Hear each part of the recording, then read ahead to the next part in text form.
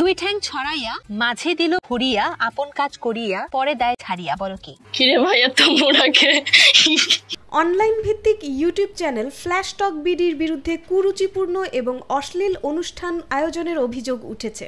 এ কারণে ওই চ্যানেল এবং সমালোচিত উপস্থাপিকা তমা রশিদের বিরুদ্ধে অশ্লীল কন্টেন্ট নির্মাণ, রাষ্ট্রের আইন ও নীতিমালা ভঙ্গের অভিযোগে লিগ্যাল নোটিশ দেওয়া হয়েছে।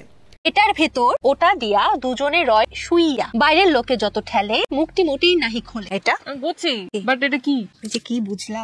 আইনজীবী বাংলাদেশ সুপ্রিম কোর্টের আইনজীবী মোহাম্মদ ওবায়দুল্লাহ আল মামুন বলেন, অতিরিক্ত ভিউজের আশায় উপস্থাপিকা তমা রশিদ অশ্লীল অশ্রাব্য শব্দচয়নের মাধ্যমে অনুষ্ঠান আয়োজন করেন, যা সামাজিক, পারিবারিক এবং ধর্মীয় মূল্যবোধের অবক্ষয় সৃষ্টি করেছেন। জামাইয়ের কাছে টাকা কিভাবে পূরণ করে? মেশিন বের হয়েছে তো। সাহস থাকে তো সব খুইলা দেখা ভাই, আগে তোর মারে আগে সব খুইলা দেখাই। সামাজিক মাধ্যমে অশ্লীলতা ছড়ানোর দায়ে উপস্থাপিকার বিরুদ্ধে আইনি ব্যবস্থা নেওয়ার কথা জানিয়েছেন।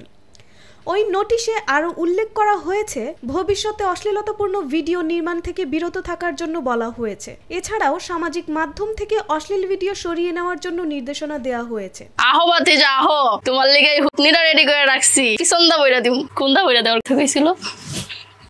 এরপর যদি একই ধরনের ভিডিও নির্মাণ করে তবে রাষ্ট্রের আইন ও নীতিমালা ভঙ্গের অপরাধে উপস্থাপিকা তমার বিরুদ্ধে আইনি পদক্ষেপ নেওয়া হবে।